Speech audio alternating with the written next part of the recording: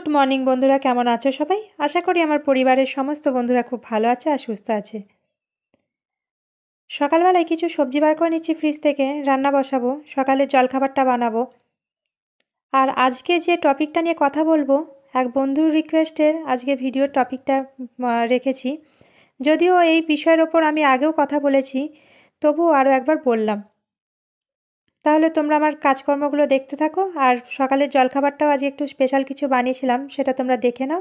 আলাদা করে আর বলবো না, ভালো করে দেখে নাও আর আমার কথাগুলো শুনতে থাকো। অনেক সময় কিছু মানুষ থাকে যারা বারবার আমাদের অপমান করতে থাকে, ছোট করতে থাকে। অনেকের স্বভাবটাই এরকম থাকে, লোককে খোঁচা দিয়ে কথা বলার। আর তাদের স্বভাবে না কোনো রকমভাবেই পরিবর্তন হয় না। কথাতেই আছে না, কুকুরের লেজ কখনই সোজা হয় না। সেই রকম কিছু মানুষ রয়েছে যাদের স্বভাবের পরিবর্তন কোনোদিনই আসে না। আর এই ধরনের মানুষগুলোকে কিভাবে তুমি জবাব দেবে যাতে করে আর কিছু বলার সাহস না থাকে?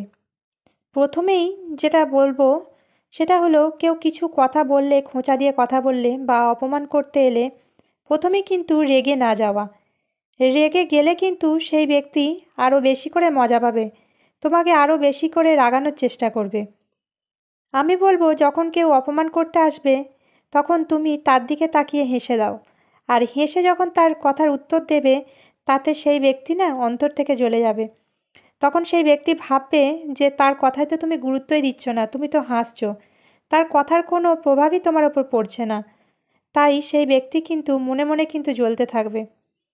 আর সে কিন্তু বারবার বলতে থাকলেও তুমি কথাতে গুরুত্ব দিচ্ছ না। হ্যাঁ, তুমি তার কথায় গুরুত্ব দেবে না। এটাই হলো দ্বিতীয় পয়েন্ট, যে তোমাকে যখন কেউ বারবার অপমান করে তখন তুমি কিন্তু তার কথায় গুরুত্ব না দিয়ে সেই মানুষটাকে ইগনোর করার চেষ্টা করো। যখন কেউ তোমাকে অপমানজনক কথা বলে, তাতে কিন্তু তোমার কোনো দোষ নেই, অথচ তোমাকে শুধু শুধু অকারণে খোঁচা দিয়ে কথা বলছে, সেক্ষেত্রে তুমি তাকে গুরুত্ব একদমই দিও না। আর যখন তুমি তাকে এড়িয়ে চলবে তখন কিন্তু সেই ব্যক্তি তার উদ্দেশ্যে কিন্তু সফল হবে না। সেই ব্যক্তি ভাববে যে আমাকে তো গুরুত্বই দিচ্ছে না, আমার কথায় তো তার কোনো এফেক্টই পড়ছে না, সে কোনো রিয়াকশানই দিচ্ছে না। আমি তাকে যে রাগাতে চাইছি, খোঁচা দিয়ে কথা বলছি, অথচ তার কোনো রিয়াকশানই নেই। হ্যাঁ, তোমার কোনো রিয়াকশানই থাকবে না। তুমি শুধুমাত্র একান দিয়ে ঢোকাবে, ওখান দিয়ে কথাটা বার করবে। কথাতেই আছে না, এক কান দিয়ে ঢোকাও আর এক কান দিয়ে কথাটা বার করো। আর যখন তার কথার উত্তর তুমি দেবে না, তখন কিন্তু সেই মানুষটা বারবার বলেও বিরক্ত হয়ে যাবে। কিছুক্ষণ হয়তো সে চেঁচামেচি করবে, অপমানজনক কথাবার্তা বলবে খোঁচা দিয়ে, তারপরে সে নিজে থেকেই কিন্তু চুপ করে যাবে। যখন সে তার কথায় স্যাটিসফাই হবে না, যে তুমি তাকে কোনো উত্তর দিচ্ছ না, তার কথায় গুরুত্ব দিচ্ছ না, তখন সে খানিকক্ষণ চেঁচামেচি করার পরে, কথা বলার পরে কিন্তু সে নিজে থেকেই চুপ করে যাবে, দেখবে। আর এই রকম করে দেখো, তোমরা নিশ্চয়ই ফল পাবে। আর এদিকে দেখো, আমি সকালের জলখাবারের জন্য না আজকে পাউরুটির একটা রেসিপি বানাবো। রাতের বেলায় কিছুটা মুগের ডাল ভিজে রেখেছিলাম, মুগের ডালটা বেটে নিয়েছি। আর এখানে কিছু সবজি কেটে নিয়েছি, সবজিটা আর কি গ্রেট করে নিয়েছি, গাজরটাও গ্রেট করে নিয়েছি। আর তার সাথে ক্যাপসিকাম, পেঁয়াজ, কাঁচা লঙ্কা সমস্তটা না চপারে দিয়ে একদম ছোটো ছোটো করে চপ করে নিয়েছি। এখন অল্প পরিমাণ জল দিয়ে একটু ব্যাটারটা একটু সামান্য পাতলা করে নেবো, যেমন একটা বেসনের ব্যাটার হয় সেই রকম ব্যাটারটা পাতলা করে নেবো। পরিমাণ মতো নুন দিয়েছি, আর কিছুই দিইনি এতে। আর একটু গোলমরিচ আর চিলি ফ্লেক্স পরে আর কি দিয়েছিলাম। যাই হোক, এখন পাউরুটিগুলোকে না ঠিক এরকম স্যান্ডউইচের শেপে কেটে নেবো। পরীকে জিজ্ঞাসা করলাম পাউরুটিগুলো কীরকম শেপে কাটলে ভালো লাগবে। ও বললো যে এরকম স্যান্ডউইচ শেপে কেটে নাও। যাই হোক, আমার সবজি কাটার কাঁচিটা দিয়ে আমি পাউরুটিগুলো কেটে নিয়েছি, তোমরা চাইলে ছুরি দিয়েও কেটে নিতে পারো। আর এখন এই পাউরুটিগুলোকে না এই ব্যাটারটার মধ্যে ডিপ করে নিয়ে আর এগুলোকে ভেজে নেবো। যদিও আমি ডিপ ফ্রাই করিনি, অল্প সামান্য তেল ছড়িয়ে ভেজেছিলাম। তোমরা চাইলে ডিপ ফ্রাই করে নিতে পারো, তবে বলবো তেল যতটা কম খাওয়া যায় ততটাই ভালো। সেই জন্য আমি অল্প তেলেই ফ্রাই করেছিলাম। এখন বলবো পরবর্তী 3 নম্বর পয়েন্ট, যেটা করবে। কেউ খোঁচা দিয়ে কথা বললে বা অপমানজনক কথা বললে যদি তুমি সেটা শুনতে না চাও, আমার যেটা মনে হয় সেখান থেকে সরে যাওয়াটাই সবথেকে ভালো বুদ্ধি। কেউ যখন বারবার ধরে খোঁচা দিয়ে কথা বলতে থাকে, অনেক সময় আমাদেরও সেটা খারাপ লাগে, নিজেকে কন্ট্রোল করা যায় না। আমার মতে তখন কিন্তু তাকে সরাসরি উত্তর না দেওয়াটাই ভালো। যদি সরাসরি উত্তর দাও, সেখানে কিন্তু চেঁচামেচি, কথা কাটাকাটি আরও বেশি বাড়তে থাকবে। সেই ব্যক্তি কিন্তু আরও বেশি করে ঝগড়া করবে, আরও বেশি করে অপমানজনক কথা বলবে, আর তাতে কিন্তু নিজের অতিরিক্ত খারাপ লাগবে। তাই যেটা বলবো, নীরব থাকো আর সেখান থেকে সরে যাও, নিজেকে ব্যস্ত দেখাও। কেউ অপমানজনক কথা বললে সেখান থেকে সরে যাও আর এটা বোঝাও যে তুমি কারোর ফালতু কথা শোনার মতন সময়টা তোমার কাছে নেই। সময় তুমি নষ্ট করতে চাও না, তুমি তোমার নিজের কাজ নিয়ে ব্যস্ত থাকো। নিজের কাজে এতটাই ব্যস্ত রাখো নিজেকে যে তাকে গুরুত্ব না দিয়ে, তার কথায় কান না দিয়ে সেখান থেকে সরে বেরিয়ে আসাটাই মনে হয় সবথেকে ভালো বুদ্ধিমানের কাজ। আর দেখবে সেই ব্যক্তি ধীরে ধীরে নিজেই কিন্তু চুপ করে যাবে। বারবার ধরে চেঁচামেচি করতে করতে সে কতক্ষণ চেঁচাবে, চেঁচাতে থাকুক। রাস্তার কুকুর তো ঘেউ ঘেউ করতেই থাকে। আমরা কি সবসময় তাদের ওপর রিয়াকশান করি? পাশ দিয়ে যখন হেঁটে যাই তখন কি আমরা তাদের দেখে, আমাদের দেখে চেঁচাচ্ছে কুকুর, আমরাও কি তাদের দেখে ঘেউ ঘেউ করি? সেরকমটা তো নয়। তাই যখন দেখবে যে কেউ চেঁচামেচি করছে, শুধু শুধু অকারণে ঝগড়া অশান্তি করার চেষ্টা করছে, পায়ে পা তুলে ঝগড়া করার চেষ্টা করছে, সেখান থেকে তুমি সরে যাও।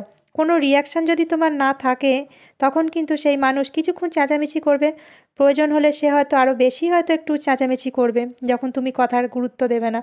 কিন্তু ধীরে ধীরে সে কিন্তু একটা সময় চুপ করেই যাবে, কারণ তার কথায় তোমার কোনো রিয়াকশানই থাকবে না। তাই নীরব থাকো, চুপ থাকো আর সেখান থেকে সরে যাওয়ার চেষ্টা করো, নিজেকে ব্যস্ত রাখার চেষ্টা করো।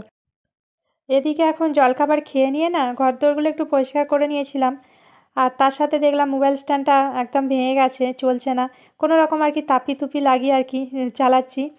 হ্যাঁ, যাই হোক, এখন আপাতত এটাকে কেনার কোনো প্রোগ্রাম নেই। সেই জন্যই ভাবলাম যে তাপি তুপি লাগিয়ে চালানো যাক।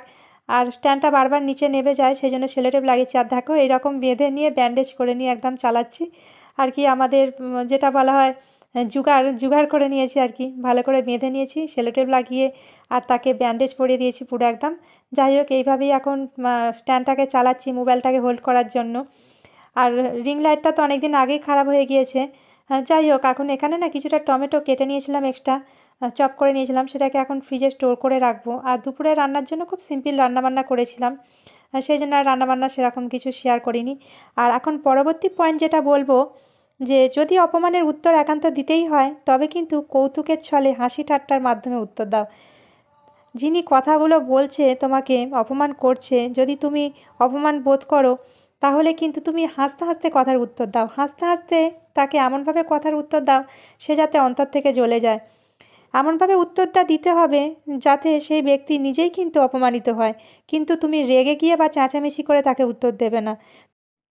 দুপুরের খাওয়া দাওয়া সেরে নিয়ে এখন বিকালবেলায় বেরোচ্ছি, পরীক্ষা নিয়ে একটু পার্কের দিকে যাব, সাথে একটু দোকান বাজারও নেবার আছে। যাই হোক, এটা গত সপ্তাহের ভিডিও। আর যেটা বলছিলাম, যে রেগে গিয়ে বা চেঁচামেচি করে কথার উত্তর কখনোই দেবে না। রাগ দেখিয়ে বা চেঁচামেচি করে কথার উত্তর দিতে গেলে অপর প্রান্তের ব্যক্তিটি আরও বেশি অতিরিক্ত খোঁচা দিয়ে কথা বলবে বা আরও অপমানজনক কথা বলবে, আর চিৎকার চেঁচামেচি তাতে আরও বেশি বাড়তে থাকবে। তাই নিজেকে শান্ত রেখে বুদ্ধি দিয়ে কথার উত্তর দিতে হবে। আর যেটা করতে পারো, অনেক সময় হয় না যে শ্বশুরবাড়ির লোকজনেরা বাড়ির বউয়েদের ওপর অনেক রকমভাবে অনেক কিছু কথা বলে থাকে, অনেক সময় খোঁচা দিয়ে কথা বলতে থাকে। তোমার বাপের বাড়ির লোক কি কিছু শেখায়নি? তুমি কি এই কাজটা শেখোনি? এটা করতে পারো না, ওটা করতে পারো না, এই ধরনের কথাবার্তা তো বলতেই থাকে, যদিও অনেক সময় উল্টোটাও হয়। যাই হোক, এই ধরনের কথাবার্তা যখনই হবে তখনই তুমি হাসতে হাসতে একটা কথার উত্তর দিও, না আমি তো শিখিনি, আপনি বরং শিখিয়ে দিন, আপনার থেকে শিখবো বলেই তো এসেছি, তাই না? আপনি কেমন করে শেখান সেটা দেখতে চাই, বা আপনি কতটা জানেন, আপনার থেকে কত কিছু শিখবো, তো আপনি অনেক কিছু জানেন, আপনার থেকে শিখতে চাই। এই ধরনের কথাবার্তা বলে কিন্তু তুমি হাসির টলে কিন্তু হাসতে হাসতে কিন্তু কথার উত্তর দিতে পারো। আর যদি অনেক সময় মনে হয় যে অতিরিক্ত বারবার খোঁচা দিয়ে কথা বলছে, সেখান থেকে তুমি সরে যাও, সেখান থেকে বেরিয়ে আসো। যতটুকু প্রয়োজন তোমার দায়িত্ব, তুমি তোমার দায়িত্বটা পালন করো অবশ্যই। তোমার যতটুকু প্রয়োজন ঘরের কাজকর্ম করার বা ওনাকে খাবার-দাবার দেওয়ার আর কি, যতটা প্রয়োজন তুমি তোমার দায়িত্বটা কিন্তু পালন করো। তুমি তোমার দায়িত্ব থেকে কিন্তু সরে আসবে না। সেক্ষেত্রে কিন্তু কথা দেওয়া আর খোঁচা দেওয়ার পরিমাণ কিন্তু মাত্রাতিরিক্তভাবে আরও বেড়ে যাবে। তাই তুমি তোমার দায়িত্বও পালন করবে, অথচ তুমি কারোর কথাও শুনবে না। তুমি জাস্ট সেখান থেকে সরে আসবে, ইগনোর করবে সেই মানুষটিকে। যে যেমনই হোক না কেন, তুমি তোমার ব্যবহারে কিন্তু কখনোই খারাপ আনতে পারো না। তুমি তোমার ব্যবহার, তোমার বাবা-মার দেওয়া শিক্ষাটাকে তুমি কখনোই ভুলতে পারো না। আমার যেটা মনে হয় আমি এটাই বললাম। আর নিজেকে সবসময় ডেভেলপ করার চেষ্টা করবে। অনেক সময় অনেক মানুষ থাকে না যারা আমাদের হিংসা করে, আমাদের যোগ্যতা নিয়ে, আমাদের ভালো থাকা নিয়ে তাদের সহ্য হয় না। তাদের কিন্তু একটাইভাবে উত্তর দেওয়া যেতে পারে, তাদেরকে দেখানোর জন্য তুমি আরও বেশি নিজেকে যোগ্য তৈরি করো, নিজেকে আরও বেশি করে ডেভেলপ করো, নিজেকে সময় দাও, নিজেকে প্রাধান্য দাও। অন্যের জন্য নিজের ভালো লাগা খারাপ লাগাটা বিচার করো না। অন্যকে ভালো লাগাতে গিয়ে নিজের খারাপটাকে করো না। আমার যেটা মনে হয় প্রত্যেকের নজরে আমরা ভালো হতে পারি না, আর কিছু কিছু মানুষের কাজই থাকে তারা অন্যের পিছনে লাগে। তাই সবসময় সবথেকে বেস্ট অপশান যেটা আমি বলবো সেটা হলো ইগনোর করা। কারণ তুমিও যদি উত্তর দিতে যাও, রেগে যাও, তাহলে সেই ব্যক্তি কিন্তু আরও বেশি করে তোমাকে রাগাতে থাকবে, আর তার মধ্যে আর তোমার মধ্যে কোনো পার্থক্য থাকবে না। আর অন্যের জন্য তুমি নিজেকে কখনোই খারাপ হতে দিও না। নিজের মতো করে নিজেকে ভালো রাখার চেষ্টা করো। আর বাকি যারা তোমাকে কথা শোনাচ্ছে, খোঁচা দিচ্ছে, সেই ধরনের মানুষগুলোকে ইগনোর করে চলাটাই মনে হয় সবথেকে বেস্ট অপশান। এইভাবে দেখো চলে আশা করছি তোমরা ফল পাবে। সঙ্গে সঙ্গে হয়তো ফল পাবে না, সময় লাগবে। কেননা কথা যখন তুমি ইগনোর করবে তখন সেই মানুষটি আরও বেশি করে বলতে থাকবে, চেঁচামেচি করতে থাকবে, কিন্তু একটা সময় গিয়ে সে নিজে থেকেই চুপ করে যাবে। আর এদিকে দেখো বিকালবেলা আমি পার্ক থেকে ঘুরে এসে না সন্ধে টন্ধে দিয়ে দিয়েছি। আর এখন একটুখানি চা আর এখানে পপকর্ন এনেছিলাম, চা আর পপকর্ন নিয়ে বসে পড়লাম। আর আজকে ভিডিওটা তবে এখানেই শেষ করলাম বন্ধুরা। ভিডিওটা যদি তোমাদের কিছু ভালো লেগে থাকে অবশ্যই কিন্তু একটা লাইক করতে ভুলো না, আর তোমাদের মতামত কিন্তু অবশ্যই জানিও। তোমরা আজকের টপিকটা নিয়ে তোমাদের কেমন লাগলো, তোমাদের মতামত অবশ্যই আমি জানতে চাইবো। দেখা হবে আবার নেক্সট কোনো ভালো ব্লগের সাথে। সবাই ভালো থেকো, সাবধানে থেকো, সুস্থ থেকো।